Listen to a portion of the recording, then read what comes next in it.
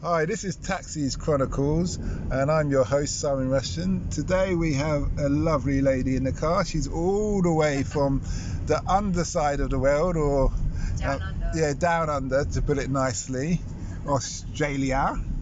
And she's going to tell us about her move, about probably her time here during the COVID, and her industry in the graphic design industry. So here you are. Oh, yeah. Thanks. It's great to have you here. Oh, thanks for having me. So what made you move to England? I always just wanted to live overseas, to be honest. So actually, America was my first choice. Oh, you hear that, Yeah. guys? We're second best here. Yeah. She's honest about it. To the Yanks. So what happened with, did Trump tell you no then? No, I think it's actually easier to get a visa here from Australia, because we're part of the Commonwealth. Yeah. But in America, it's just very hard. And obviously, like, Donald Trump became president, so I was just like, I can't be fucked to go to America with Donald Trump as president. No offense to anybody who wants to support him, but it's just not my way. Not my vibes. Okay. Yeah. So how have you found it since you've been here? It's been cold. People are pretty grumpy, actually. I think you lack vitamin D. Okay. Oh, No, yeah. actually, people are pretty friendly. It just really depends on what month it is. Yeah, fair enough.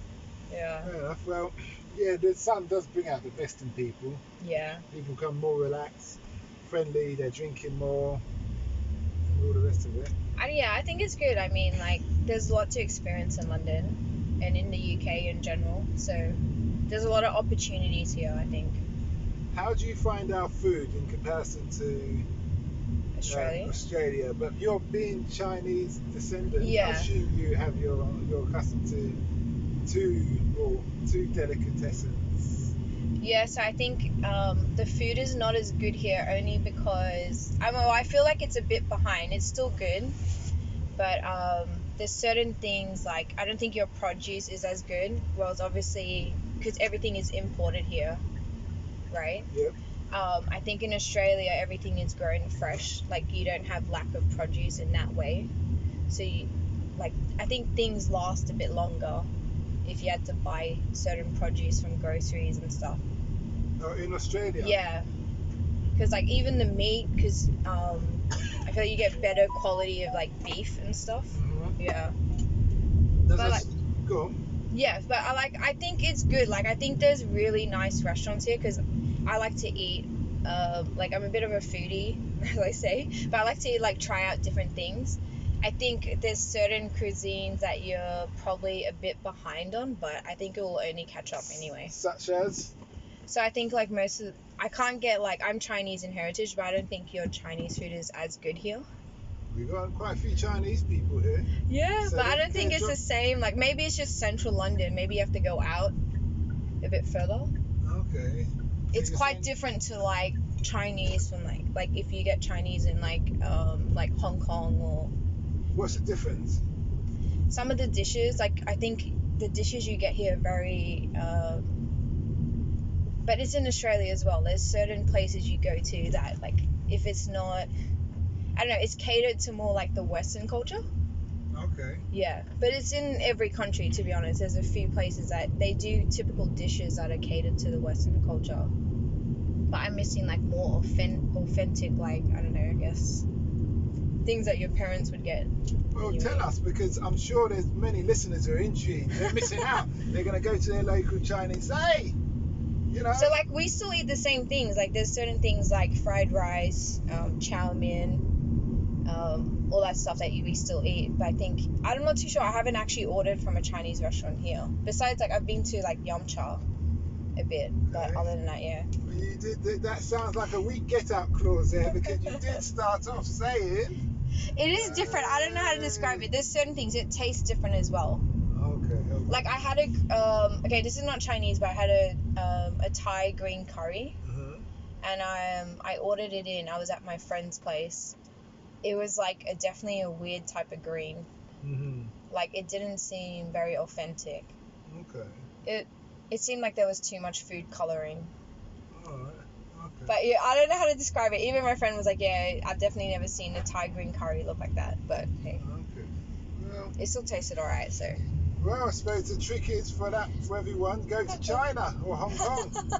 See what it's really all about. yeah, I don't think it's bad. I think it's just like this. You definitely excel in other cuisines. I think it's just it's a slow like. The more people experience, the more you get exposure to it, I guess. Because yeah, I was going to say, London being London, we've got a wide variety of cultures, and every culture brings their food, ideally. And so, you know, but clearly somebody's dropped the ball. Yeah. I don't think it's anyone. Like, well, it's going to be the Chinese, haven't they? Dropped the ball on this one, haven't they? Their restaurants. You said it, not me. You know. I think there's a bigger population of like. I think your Indian food is good here because there's a bigger population of Indians because you're probably house more in like But we've got Indians. Yeah, we've got like Indians. Asian Indians outside of India. Yeah, I suppose so. But we've got it's very multicultural in there. Pakistani, Bangladesh. Yes, yeah. Indians. Or, yeah, I agree. It's definitely like. I think it is very multicultural. Like, there's a few cuisines, like especially like, I don't know. In Australia, there's not really a lot of Jamaican cuisine. No, but is there a lot of Jamaicans there? I wouldn't have thought so. More like Sudanese. Yeah. People who are Ghanaians. Oh, okay. Yeah. More like Africa, not Caribbean. Yeah. Because like we went to the Western countries and we were established first. The black community. We were established in America and various other places, in England, like 20 years, 30 years before the Africans came over, the direct Africans. Yeah, 100%. Came over. So I think in Australia it's more like Melanesian, Polynesian community. But that's your neighbours. Yeah, exactly. It's closer. So it makes sense. It's closer for migration than it is. Yeah. So how have you managed during the COVID time? You here alone? No, so I'm lucky enough to have a few family and friends here. So it's been good, like just you know, just I think if we had COVID during the time where we didn't have better technology, it would be more difficult. Like if you couldn't communicate with like loved ones in different countries or different places by video chat. And yeah, I think it's very different now. Because you know, even in where I currently work, we all said that if we didn't have modern technology, it would be quite difficult in order to communicate and work together and collaborate. Yeah, because you're a graphic designer. Yeah. So you've been able to work the same way you can from home. Yeah, so I'm quite used to it. I think in my career or in the profession of graphic design, sometimes you do work from home, and you can actually work from home. It's not very focused on you have to be in an office environment.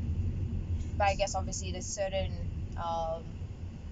certain jobs that would require you to be in an office. Like this is very different. So has your company said to you when things get back to normal you can carry on working from home if you want to? Or no, I think it's just like early days right now to like have that conversation. You'll be surprised. I've interviewed some people and their company employs like 1,500 people. Yeah. And they've all been told that from now on, even when everything's back to normal, you will only be required to come in 2 days a week. Yeah. And that's for basic meetings. The other 2 you can stay home, and the 5th day you can come in if you want to. Yeah, look, I think a lot of things is a new normal. So, I mean, a lot of things will change. I don't think anything will ever go back to the way it was, and it shouldn't anyway, because you can't progress. You can't progress without change. So things need to change in order. But obviously, this is unforeseen circumstances where this has happened. Nobody ever predicted that there would be, you know, a global pandemic where you can't do as much. Is a bit restrictive, but I actually don't find it as bad. I mean, it didn't really hit me honestly till maybe like 2 weeks ago when I just felt the urge to travel or something. But other than that, I was pretty comfortable. You said you had your family and friends. Yeah, I think this actually teaches people to be better communicators. and people who weren't as clean before to have better hygiene. Not that I don't understand why you didn't have better hygiene before anyway, but you know. I understand. You know what I mean? Like, you just don't expect some people. You just think that people are the same where they, or would be, I guess, raised the same way you have the same, you know, standards of cleaning and stuff. But I think back in the day, you used to realize maybe like other people, there were some people who probably didn't have the same standards, but it wouldn't, you didn't realize it as much as until now. And I guess other people just learn to be more hygienic, which is terrible because you should actually be hygienic, but yeah, whatever. But overall, you're happy you came to London, are you? Yeah, I love it. It's great. Oh my god, I sound like an idiot. Okay. Well, thanks a lot for that interview. That's been very interesting. Thank you. Listeners out there you have it. We're gonna do more interviews like that about people who've travelled from one country to another to wide and how their experience in London. It's good for us to know, are we a hospitable country or city, I should say. Everyone's really friendly here. Yeah, okay. Jesus. Throwing in the last statement things. On another note, don't forget to listen to our sister podcast called Africa Investing Stories, all about investing in Africa. Investors tell their real stories about what it was like and why they're invested in the fastest growing economies in the world, which are in Africa. It's great. Listen, even if you're not interested in investing, it's good to know those little things. If you do come into money, maybe one day you will like it. Apart from that, have a good day and stay safe.